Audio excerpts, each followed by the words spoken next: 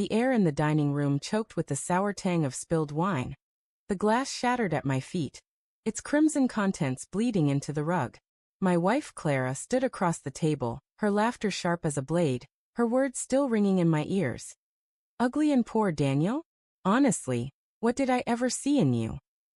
Her sister Elise sat frozen, her fork halfway to her mouth, eyes wide with something I couldn't name.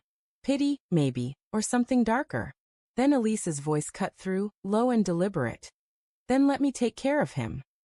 The room tilted, and my heart lurched, a sickening thud against my ribs. What the hell was happening? Clara's laugh died abruptly, her lips parting in a silent gasp. I stood there, dumbstruck, the weight of her words sinking deeper, each syllable a fresh wound. Ugly. Poor. The kind of truth you bury under years of marriage, under shared mornings and quiet nights. I wanted to scream, to demand what she meant, but my throat was sandpaper. Instead, I stared at the table, at the half-eaten roast, the flickering candles casting jagged shadows on the walls. The room felt too small, the air too thick, like I was drowning in the silence that followed Elise's words. Clara's eyes flicked to her sister, sharp and accusing. What did you just say? Her voice was a hiss, barely controlled, her manicured nails digging into the tablecloth. Elise leaned back, her expression unreadable, a faint smile curling her lips. You heard me, she said, her tone soft but laced with something dangerous, like a blade wrapped in silk. If you don't want him, I will. My stomach twisted. I looked between them, my wife and her sister, two women I thought I knew, now strangers in their own skin. Clara's face flushed, her eyes darting to me, then away, like she couldn't bear to meet my gaze. Elise, though, she held my stare, her dark eyes steady, almost challenging. I wanted to believe it was a joke, a cruel jab to rile Clara, but there was something too raw in her voice, too intentional. My mind raced, replaying the last few months. Clara's late nights at work, her distracted glances, the way she flinched when I touched her. Had I missed something? Had I been blind? Elise, stop it, Clara snapped, her voice cracking like thin ice. This isn't funny. She turned to me, her expression softening, but it felt forced, like a mask slipping into place. Daniel, she's drunk. Ignore her. But Elise wasn't drunk. Her glass sat untouched, the wine still as a mirror. She tilted her head, her smile fading into something colder. Am I Clara? Or are you just scared he'll finally see you for what you are? The words landed like a slap. Clara froze, her breath hitching. And I felt the room shift again, the ground unsteady beneath me. My mind scrambled for purchase, for some explanation that didn't tear my world apart. Clara had been distant, sure, but we'd been married 8 years. Weren't all marriages like this? The late nights, the curt replies, the way she'd started locking her phone. I told myself it was stress, her new promotion, the long hours at the law firm. But now, with Elise's words hanging in the air, those excuses felt flimsy, like tissue paper in a storm. See me for what? Clara's voice was barely a whisper now, her eyes locked on Elise, not me. I wanted to speak, to demand answers, but my voice was trapped, my chest tight with a fear I couldn't name. Elise leaned forward, her elbows on the table, her voice low and deliberate. A liar, Clara. A cheat. The word hit me like a fist. Cheat. My heart pounded, a dull roar in my ears. I looked at Clara, waiting for her to laugh, to deny it, to call Elise insane. But she didn't.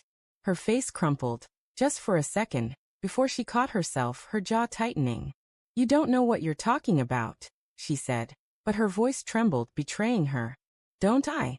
Elise's eyes flicked to me, and for the first time, I saw something like guilt in them. Tell him, Clara. Tell him about Michael. Michael. Her boss. The charming, polished lawyer who always lingered too long at company parties, his hand brushing her arm, his smile too warm. I told myself it was nothing, that I was paranoid. But now, the memory of those moments burned, each one a spark igniting doubt. The late-night texts she'd dismissed as work. The weekend conference she'd insisted on attending alone. The way she'd started wearing perfume again, a scent I didn't recognize. Clara, I said, my voice hoarse, barely mine. What's she talking about?